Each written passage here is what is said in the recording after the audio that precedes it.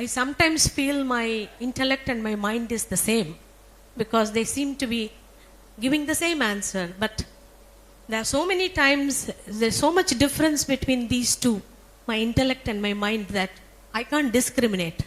How do we do that? You tell me where these two things are, I'll fix them for you. I don't know, that's why I'm asking you, otherwise I won't ask you. I really don't know, but I don't even know they are two or one. That's my problem.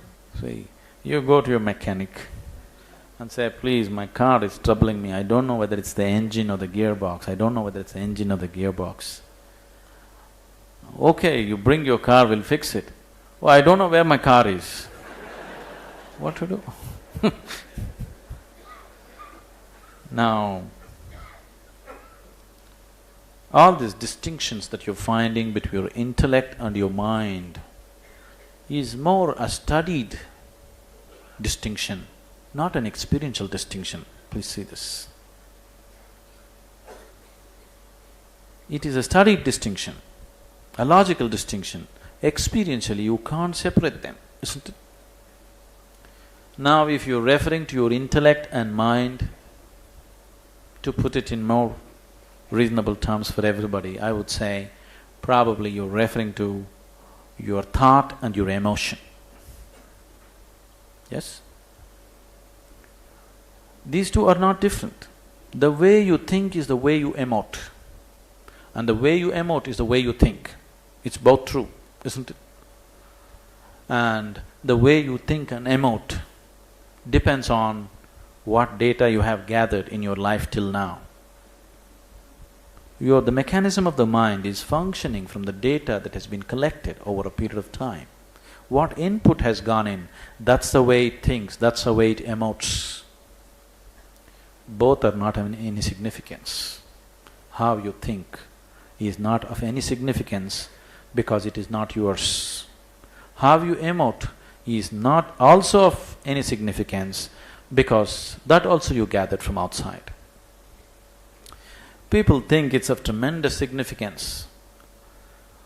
You know, that reminds me, about a week ago, 10 days ago, I was just driving up from Mysore to Nilgiris, up the mountain.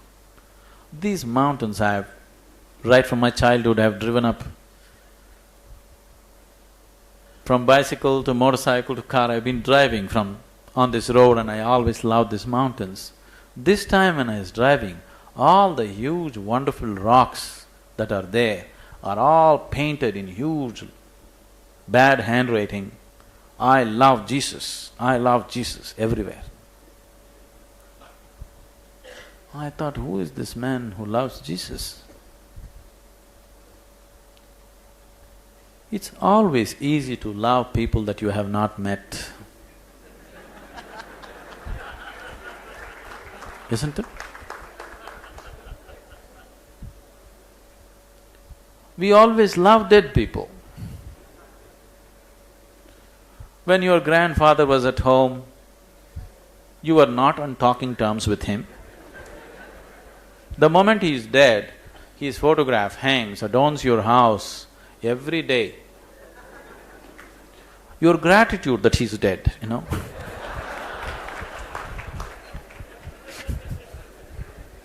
We always love the dead. From where did you get to love a man who was 2000 years ago? When you can't turn around and say hello to the man who's standing next to you, when you can't smile at the man who is walking on the street. From where did you get to love a man who is 2000 years ago? It's so easy to love him because he's not here. But this person who is next to you is here and he's so much trouble. Jesus himself never told you, you love me. He said, love thy neighbor, isn't it? Because that's the most difficult thing. To love the person who is next to you is the biggest challenge right now, isn't it? To love somebody who is not here is always very easy. So, our emotions, our minds Our thought and emotion is conditioned by these kind of things. Now, when I say, if you experience, I was just using it as an example. It is possible, that is different. But when I was talking to, I was only talking as an example. Don't believe that. But don't be a fool and disbelieve that. Now, you have great trust in modern science, isn't it? Because they have produced results for you. Science has proved beyond doubt that everything is same energy. If everything is same energy, what is it that is not allowing you to experience it that way? The only thing that is not allowing you to experience that way is your own intellect, because the very basic function of your intellect is to discriminate, is to set things apart. Only because your intellect is functioning, you are able to make out the difference between me and this chair, otherwise you wouldn't know. Only because your intellect is functioning, you know you should enter this hall through this door, not through the ventilator or through the AC vent. So, your intellect is always setting things apart. Without it, your survival is impossible. But as you already know, your survival doesn't fulfill you. So to use the intellect for your survival and to keep it aside when it's not needed takes some amount of control within yourself, some amount of understanding as to how this mechanism functions.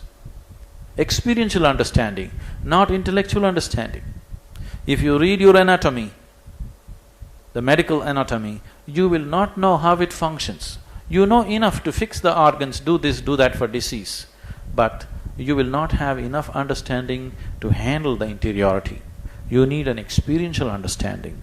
That's what yoga is offering you. We are offering it as a science. When I say we have to offer it as a science, it has to be perfectly logical, isn't it? Yes? Illogically, I cannot teach science to you, isn't it? So it is going to be perfectly logical, but logic is used as a tool to go beyond the limitations of logic.